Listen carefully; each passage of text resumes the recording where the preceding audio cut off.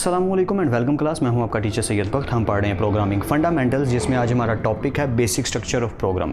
बहुत ज़्यादा important topic है। C++ का जो प्रोग्राम है उसका जो बेसिक स्ट्रक्चर है हमारा, वो आज हम डिस्कस करने जा रहे हैं कि हमारी जो प्रोग्रामिंग हम शुरू करने वाले हैं IDE इंटीग्रेटेड डेवलपमेंट एनवायरनमेंट के अंदर, वो वीडियो ज़रूर देखनी है। रिसेंटली अपलोडेड है, इससे पिछला लेक्चर है। उसके बिना स्टोरीज़ में प्रॉब्लम आएंगी आगे। तो IDE हमें क्या क्या फैसिलिटीज़ प्रोवाइड करता है और उसकी हेल्प से जब हम प्रोग्राम लिखना शुरू करेंगे तो बेसिक स्ट्रक्चर जो प्रोग्राम का वो क्या होगा। अब ये बेसिक स्ट्रक्चर से क्या मतलब है, मैंने कुछ बुलेट्स बना दी हैं। ये कुछ चीज़ें हैं जिन्हें आज हम डिटेल से डिस्कस करेंगे। ज़्यादा डिटेल से नहीं, बस छोटी छोटी बातें करेंगे। ज़्यादा डिटेल से डिस्कस करने के लिए मुझे इन सारों के लिए अलग अलग वीडियो बनाना इंपॉर्टेंट लगेगा, जो कि मैं आपको बोर नहीं करना चाह रहा। मैं ज़्यादा चाह रहा हूँ कि हम जल्दी से जंप करके प्रोग्रामिंग करनी शुरू करें, जो हमारा असल काम है। लेकिन उसके लिए बेसिक आइडिया देना ज़रूरी है और सिलेबस का हिस्सा भी है। सो सबसे पहले पॉइंट है जो लिखा हुआ है प्री प्रोसेसर डायरेक्टिव। ये क्या होता है, अब याद रखिएगा कि हमारा जो IDE है इंटीग्रेटेड डेवलपमेंट एनवायरनमेंट, जहाँ पे हम प्रोग्रामिंग करेंगे, हैश साइन जो है इसको हम कहते हैं प्री प्रोसेसर डायरेक्टिव। दुनिया का C++ का कोई भी प्रोग्राम है, उसकी स्टार्टिंग पे जो सबसे पहला जो वर्ड हम लिखेंगे वो होगा हैश। अभी हम एक छोटा सा प्रोग्राम भी करेंगे जिससे आपको और बेटर आइडिया हो जाएगा। मैं क्या बातें बोल रहा हूँ, एलियन वाली बातें कर रहा हूँ, शायद समझ ना आ रही हो, बट आस्ता आस्ता समझ आना शुरू हो जाएगा। स्टार्टिंग पे ऐसा ही होता है। जब फर्स्ट टाइम फैक्टराइजेशन की थी तो याद है क्या हुआ था, वही वाला काम होना शुरू हो जाएगा। सो प्री प्रोसेसर डायरेक्टिव हम प्रोग्रामिंग के शुरू पे लिखते हैं। लाइब्रेरीज़ क्या होती हैं, देखें लाइब्रेरीज़ का मतलब है, आसान लफ्ज़ों में इतना बताऊं कि रियल वर्ड में आसान जो हमारी दुनिया है, यहाँ पे लाइब्रेरी क्या करती है, इंफॉर्मेशन यानी डाटा कंटेन करके रखती है। जिस भी यूज़र को चाहिए जाके डाटा अपनी मर्ज़ी का वो यूज़ कर सकता है। इसी तरह मैथमेटिक्स है, कंप्यूटर साइंस है, कोई भी फील्ड है, कोई भी स्फीयर है, किसी में भी आपको एम्पल नॉलेज चाहिए तो आपके लिए लाइब्रेरीज़ आर प्रेफरेबल थिंग। वैसा ही काम हमारी कुछ लाइब्रेरीज़ हैं जो IDE के अंदर सेव है। हमारी C++ लैंग्वेज में लाइब्रेरीज पहले से बना के सेव कर दी गई हैं। वो फाइल्स क्या करती हैं, हमारे काम करने में हमें फ़ायदा पहुंचाती हैं। ये इस तरीके से समझ लीजिए कि दुनिया में जो एक लाइब्रेरी है वो एक कैलकुलेटर है। तो कैलकुलेटर क्या करता है कि आप कैलकुलेटर जब घर लेके आते हो तो काफ़ी ज़्यादा साइन, टेंजेंट, कोटेंजेंट, बहुत ज़्यादा ट्रिग्नोमेट्रिक फंक्शन और भी बहुत ज़्यादा बड़ी बड़ी किस्म की मल्टीप्लिकेशन और डिवीजन्स आपको करके दे देता है। With the help of that programming जो उसके अंदर पहले से करके सेव कर दी गई है। लाइब्रेरीज भी वही हैं जिनके अंदर प्रोग्राम और फंक्शन बनाकर सेव कर दिए गए हैं। अलग अलग पर्पस के लिए हम अलग अलग किस्म की लाइब्रेरीज को कॉल करेंगे और उनको यूज़ करेंगे। वो फाइल्स भी हो सकती हैं, वो नेम स्पेसिस भी हो सकते हैं। फाइल्स क्या होती हैं, जो मैं जैसे पहले बता चुका हूँ कि पूरा प्रोग्राम बनाया और उसके लिए एक बटन बना दिया प्लस का, कि जब भी ये बटन प्रेस किया जाए जितनी भी वैल्यूज उन्हें ऐड कर दिया जाए। बात समझ रहे हैं। यहाँ स्क्वायर रूट का एक फंक्शन बनाया गया SQRT, जिन्होंने GW बेसिक पढ़ी है और C लैंग्वेज का थोड़ा आइडिया उन्हें समझ आ रही होगी मैं क्या बोल रहा हूँ, कि अगर हम SQRT फंक्शन को कॉल करना चाहते हैं तो वो किसकी हेल्प से करेंगे, हेडर फाइल की हेल्प से। उन फाइल्स का नाम है हेडर फाइल्स। फाइल्स को क्या कहते हैं, हेडर फाइल्स। तो हमने ये भी याद रखना है कि जब हमने हेडर फाइल्स लिखनी है तो उसको किस फॉर्म में लिखना है, हमेशा उन्हें एंगल ब्रैकेट्स के अंदर लिखा जाता है और ज़्यादातर उनके साथ .h का फॉर्मेट भी यूज़ किया जाता है। .h means header files. कि हम जब भी लाइब्रेरी से किसी फाइल को यूज़ करेंगे, जो कि हम हमेशा करेंगे, स्टार्टिंग हमेशा प्रोग्राम की हेडर फाइल से ही होगी, तो ये वाली जो फाइल्स हैं हमारी हेडर फाइल्स, इनकी हेल्प हम लेंगे और इनकी हेल्प से हम प्रोग्राम अपना लिखना शुरू करेंगे, जो कि पहले से कंपाइल हुई पड़ी हैं। इनको कंपाइलर कंपाइल भी नहीं करेगा क्योंकि ये तो सेव है, सारा कुछ बना बनाया मिलेगा, बस हमने यूज़ करना है। ये समझ लो कि ये फंक्शन है जो बने बनाए मिलेंगे, हम उनका इस्तेमाल कर लेंगे, हमें बनाने नहीं पड़ेंगे। ये समझ लो, ठीक है। आई होप अब आइडिया हो रहा होगा। जैसे वाइट बोर्ड है, पहले से बना हुआ है, हम उसको मॉडिफाई करके अपनी मर्जी से लगा सकते हैं, लेकिन हमें क्रिएट नहीं करना पड़ेगा। जैसे दुनिया में बाइक है सफ़र करने के लिए, तो वो पहले से बनी हुई है, मुझे उसे क्रिएट नहीं करना पड़ेगा। वैसे ही बहुत ज़्यादा सारे plus, minus, multiply, square root, square find करना, क्यूब फाइंड करना, जितने भी फॉर्मूलाज और फंक्शंस हैं, एरिया फाइंड करना, ट्राइंगल का, एक्सेट्रा एक्सेट्रा, तो जितने भी फंक्शंस हैं वो बना के एज ए फाइल किसके अंदर सेव कर दिए गए हैं, हेडर फाइल्स के अंदर, लाइब्रेरीज़ के अंदर। मतलब मैं थोड़ा सा और बता देता हूँ। एक फंक्शन बनाया, मैं अब क्या वर्ड बोल रहा हूँ, फंक्शन। बहुत ज़्यादा सारे फंक्शन बनाए और उनकी एक फ़ाइल बना दी। उस फाइल को सेव कर दिया हेडर फाइल के तौर पे, किसके तौर पे? हेडर फाइल के तौर पे। किस में? लाइब्रेरी में। हम उन हेडर फाइल को कॉल करके अपना मैथमेटिक्स का काम कर सकते हैं। फिर हम फर्दर जब करेंगे ना तो और ज़्यादा समझ आएगी। अगर कन्फ्यूजन हो भी रही है तो इट्स ओके। नेम स्पेस क्या होते हैं? नेम स्पेस वो हमारी फाइल्स हैं जो एक्चुअली हमारे लाइब्रेरी फोल्डर्स में इंक्लूड नहीं होती, मतलब एग्जिस्ट नहीं करती। वो बस ऐसे है कि हम नेम स्पेस के ज़रिए उन्हें कॉल करके IDE हमें वो प्रोवाइड करता है। IDE इंटीग्रेटेड डेवलपमेंट एनवायरनमेंट जो है हमारा, वो हमें प्रोवाइड करता है। उसकी हेल्प से हम अपना प्रोग्राम करते हैं। आई नो कि बहुत ज़्यादा चीज़ें कन्फ्यूजन में डाल रही होंगी आपको। मैं भी शुरू पे ऐसे ही था, लेकिन मैंने जैसे कहा कि फर्स्ट टाइम फैक्टराइजेशन तंग करती है तो ये भी थोड़ा थोड़ा परेशान करेगा, पर जैसे ही प्रोग्राम करेंगे कुछ आइडिया होना शुरू हो जाएगा। डोंट वरी, मैं थोड़ी इनकी तमहीर बांध रहा हूँ बस कि आपके माइंड में थोड़ा सा नॉलेज चला जाए। फिर आता है मेन फंक्शन। जैसा कि लिखा है मेन, तो ये मेन है। मेन फंक्शन वो फंक्शन होता है जिसके अंदर हम अपनी सी लैंग्वेज में जितने भी प्रोग्राम बनाएंगे वो मेन फंक्शन के अंदर बनाएंगे। यानी ये एक फंक्शन है जो पहले से बना के दे दिया गया कि आपने जो भी फंक्शन बनाना है इसके अंदर बनाना है। इस तरीके से समझ लो कि आप कैलकुलेटर पे जब भी कोई काम करने लगते हो तो वो जो स्क्रीन है वो आपका मेन फंक्शन है, कि जो भी आपने काम करना है उस स्क्रीन के अंदर शो होगा और उस स्क्रीन के अंदर होगा। तो मेन फंक्शन एक्चुअल में हमारी वो ब्रैकेट है। आई होप थोड़ा सा तो आइडिया हो रहा होगा।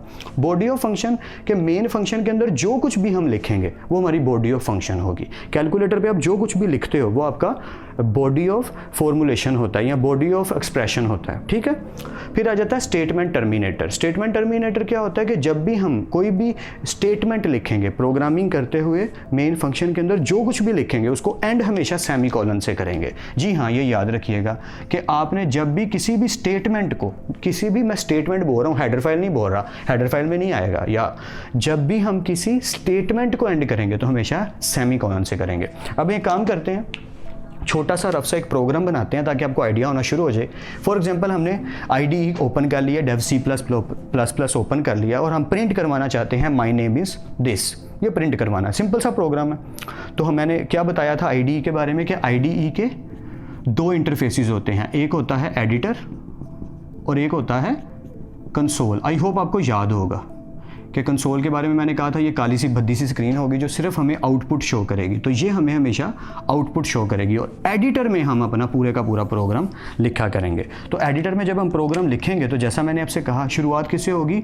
तो सबसे पहले मैं लिखूँगा हैश इंक्लूड, मैं थोड़ा इसको ब्रैकेट को बड़ा कर लूँ ताकि आपको प्रोग्राम ठीक से लिख के दिखा सकूँ, बाद में ब्रैकेट डाल लेंगे, नो प्रॉब्लम।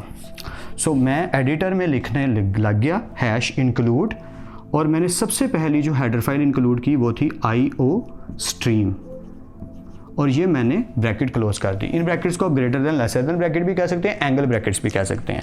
ये मैंने कौन सी वाली IO स्ट्रीम यानी कि कौन सी वाली हेडर फाइल इंपोर्ट की है जिसके अंदर IO का मतलब है इनपुट आउटपुट और स्ट्रीम का मतलब नदी, जिसके अंदर इनपुट आउटपुट तैरते हैं। यानी कि मैं इस प्रोग्राम के अंदर इनपुट और आउटपुट करवाना चाहता हूं, इसलिए ये वाली जो हेडर फाइल है समझ लो ये कंपलसरी है। जब भी आपने सी लैंग्वेज का कोई भी प्रोग्राम लिखना है तो सबसे पहले जो लाइन लिखनी है वो हमेशा यही होगी, हैश इंक्लूड IO स्ट्रीम, ठीक है। उसके बाद हम सिंपल सा एक नेम स्पेस इंक्लूड करेंगे, नेम स्पेस STD यानी कि स्टैंडर्ड। यूजिंग हम क्या यूज़ करने वाले हैं? एक नेम स्पेस यूज़ करने वाले हैं जिसके अंदर हम अपना फंक्शन या सारा कुछ प्रोग्राम लिखने वाले हैं। STD का मतलब है स्टैंडर्ड, और क्योंकि ये एक स्टेटमेंट है तो एंड पे क्या आएगा? सेमीकोलन आएगा। मैं फिर से रिपीट कर देता हूँ, हैश मतलब सी लैंग्वेज का प्रोग्राम लिखा जाने लगा। इंक्लूड का मतलब क्या है? इंक्लूड करो। जब भी हमें कोई भी हेडर फाइल इंक्लूड करनी होगी, ऑन करनी होगी, चलानी होगी, तो उस हेडर फाइल को लिखने का तरीक़ेकार क्या है? हैश इंक्लूड, और फिर ये हम लिखेंगे। खैर मैं प्री प्रोसेसर डायरेक्टिव पे अलग से क्लास बना दूंगा, उसमें इसको और डिटेल से बता दूंगा। Hash include IO stream using name space STD, और उसके बाद आ जाएगा हमारा मेन फंक्शन। हम अपना मेन फंक्शन लिखेंगे। ये आ गई हमारी इंटीजर लिख लो, it's okay. Main bracket open and close. ये क्यों किया?